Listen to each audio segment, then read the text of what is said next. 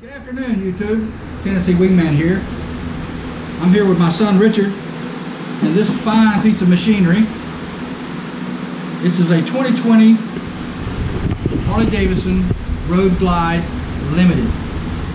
And what makes it a limited, we ask? Well, Harley-Davidson's done a lot of trick things with this model. This is red and black. It's considered billiard red and vivid black. It's a blacked out treatment on the motor, blacked out treatment on the inside of the fairing, all the trim, handlebars, everything you see that would normally be chrome, and Harley-Davidson riders like chrome, it's black. Not all of them. And Richard says not all Harley-Davidson riders like chrome.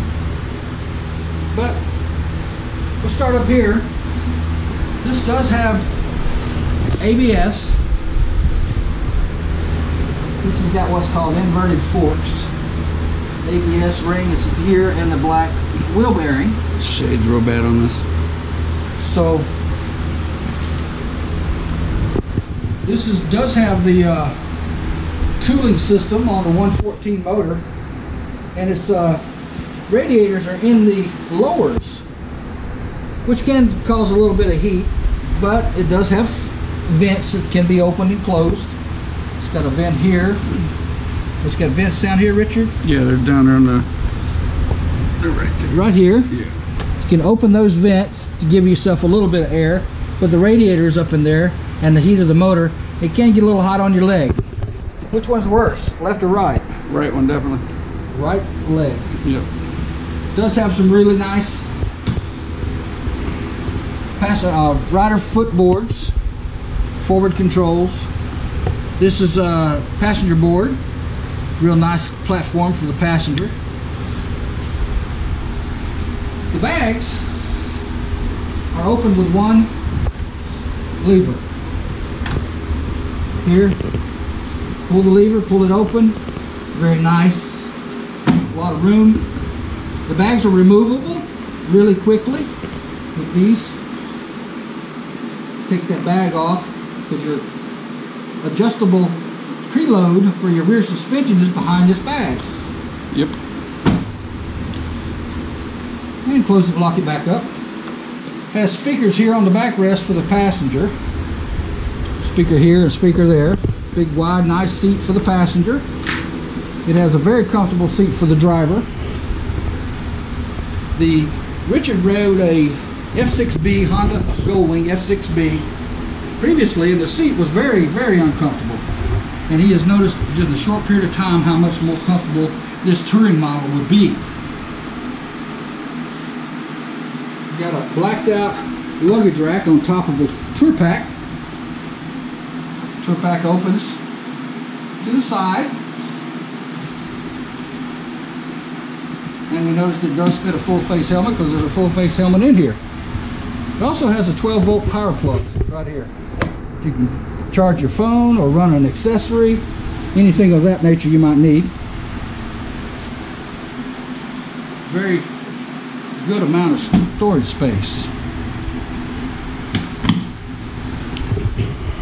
It does have the blacked out Exhaust. It has a 2-into-2 or 2-1-2? 212. It's got a crossover under the bottom. Yeah. It runs back into the... Pretty much it's got a catalytic converter stuff in there. Right. Did you notice it is the 114 motor? That's probably about the only chrome piece on the whole bike. That and the latches on the latches on the bags. But yes, you do get a considerable amount of heat on the driver's foot, but that is classic Harley. It has storage space. It has cubbies up here.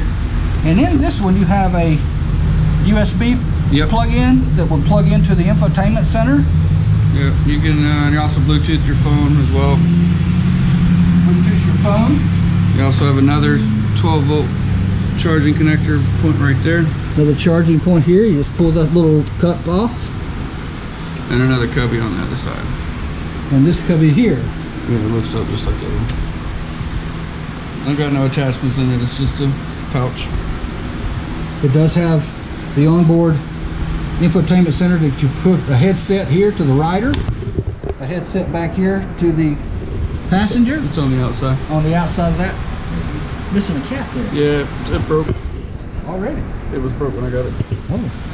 High quality shipping.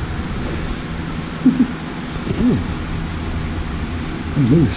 Yeah, that's a very unique thing to get used to, going from the Honda Goldwings with the really stiff, firm kickstand to the Harleys has a, you put it down and then it'll lean forward and lock in place, so your bike wants to go forward, and it's a very uneasy feeling if you've never had that happen for you. So, but it does have a lock to keep it from retracting. Yes, it doesn't come out. Okay. You know, so but it'll slide out and lean slightly forward, so you think you're about to drop an 860-pound motorcycle.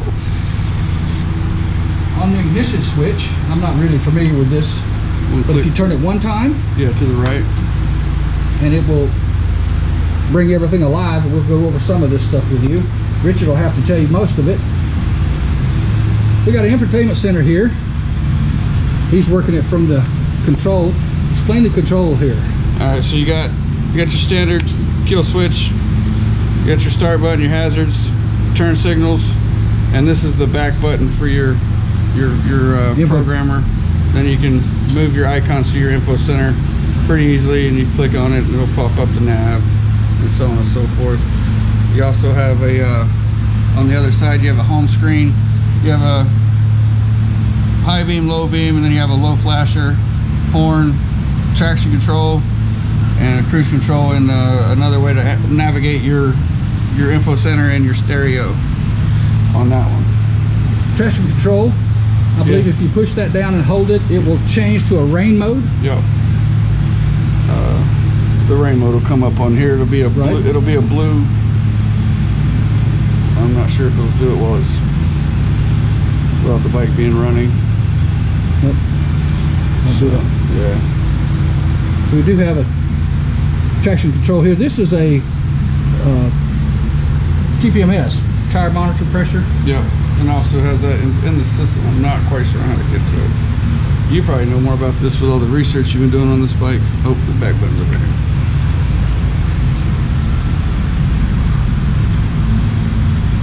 So you can cycle through. I can just go to the home screen. Oh, okay. And then I think you can. That's the audio settings. Go back home. There's the tires right here. Right. Gives you front and rear PSI. Yeah. So you can automatic. You can check your, which is good. I love this feature because I can check it. Optimal mileage, tire wear and consumption. You can, average speed of what I do. There's also trip summaries that breaks it down, so you can, average mileage, average fuel usage per stops, all this stuff. There's so much information that this bike gives you. It's daunting at best. So I've only have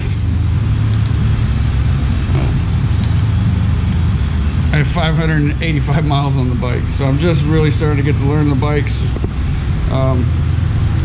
That being said, there's things about the Goldwing I miss, but there's things about this one that they got really right. So far, so good. We have many more videos and testing to do with this bike. And, we'll be doing a ride on the bike video very soon, and I'll be riding this bike and comparing it to my Goldwing.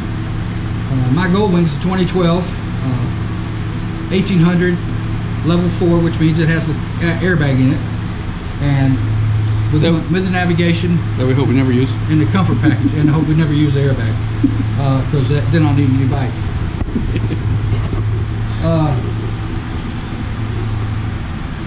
All in all, we're really impressed with the build quality of the bike. The paint, fit and finish is excellent, except for the little thing to look off of. Their infotainment center would take a whole video by itself with me holding a manual trying to figure out everything. I've watched a complete video on the infotainment center made by Matt Laidlaw out in LA, and I remember some of the stuff, but not near as much as he went through. Well, he owns the place, so he should know it. Yeah. But all in all, this is it's very nimble. There's no sluggish, plenty of power. But it's very typical of a V-twin, you know, American cruiser. I was really surprised with the handling of it. The bike handles phenomenally. To me, it was just on par with my F6B. I just needed more luggage space, and I wanted to get back to a V-twin, which Honda stopped making them. Bad Honda. This V-twin has about 100 horsepower and about 120 pound-feet of torque. Now those numbers are not exact, so don't quote me on that, or don't blast me for quoting the wrong numbers. I'm just remembering what I've heard and what I've seen on the YouTube videos. But 120 foot-pounds of torque in that neighborhood pulls this bike along pretty briskly. Yeah, from the 3,000 to 5,000 range, it'll hook. Yeah, it'll really move on out. I will be riding it and trying to let you know I have the Honda Goldwing has a flat 6, and it does have 118 horsepower, and it does have 123 pound-feet of torque. So the torque is about the same. Not that the torque is in the same area. I can tell you that the just from riding one for almost 8 years and riding this one, the power band on the Goldwing is far more impressive. As far as, you know, you really have to shift through the gears and mind your gears when you're shifted on the Harley, versus, you know, you get it in third gear and ranch down on the Goldwing, and it'll just take you on over. You know, it'll take you as fast as you can hold on to it. Now this one is, you have to, it's just a different ride.